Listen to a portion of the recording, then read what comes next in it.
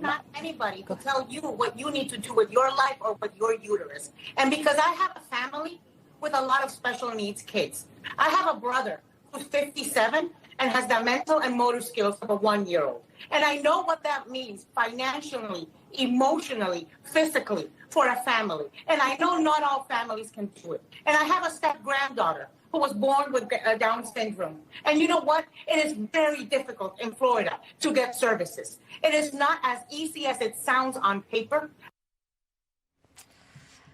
Can you believe that? Yeah, can you imagine? CNN, wow, they must be so proud. And no pushback from the anchors. Yep. I mean, no pushback at all. Well, CNN. Joining us now to weigh in, no surprise, on CNN. That was on really CNN, not CNN Plus. The president of Turning Point USA, Charlie Kirk, back with us. Charlie, good to see you. Thank you. Thanks for having me. It's great to have you. I'm not sure if you heard the soundbite there, but Navarro basically insinuating that abortion should be available to people to snuff out lives like that, like they're disposable, you know.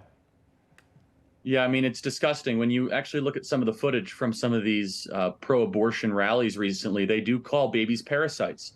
And unfortunately, Ana Navarro basically is making a eugenicist argument. We went through this in our country's history.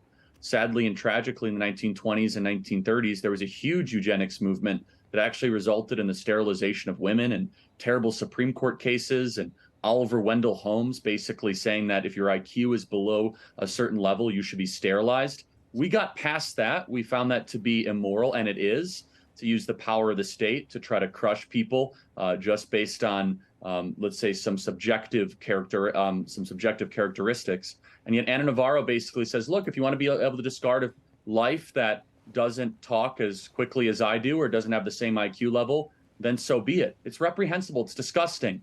And I think it's actually very revealing that on a cable television network like CNN, instead of making the my body, my choice argument, which she starts making, she then ends up says, hey, but we should be able to eliminate life that might make our own life difficult.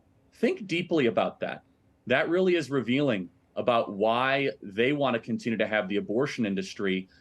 Is it because of convenience? It's immoral. It's that simple, and it's disgusting.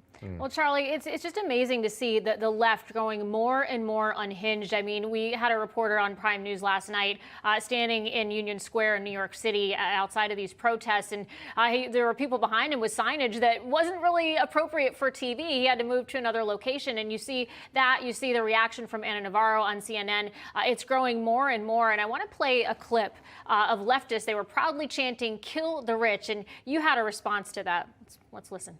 Who is the brave person that said kill the rich? Anyone who said that? All of you. Kill. Okay. Tell me what your problem is with rich people. Seriously, one person at a time. Who did Mark Zuckerberg exploit when he made Facebook?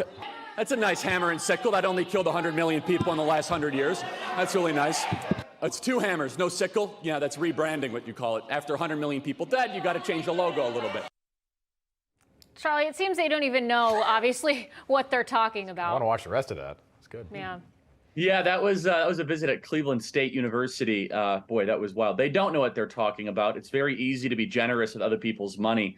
And, you know, the socialist kind of insurgency, you could say, in the American left is rooted in economic illiteracy, but also they don't believe that people should be able to own private property. They believe it should be communal in nature. But what's most telling about this is how tyrannical they actually are. What starts as kind of this egalitarian exercise of we're going to share goods and we can create utopia here on Earth, it really kind of results in them being in charge and us not being in charge. And so it is this false promise of kind of democratic socialism, which just results in their tyranny and us living under their authoritarianism.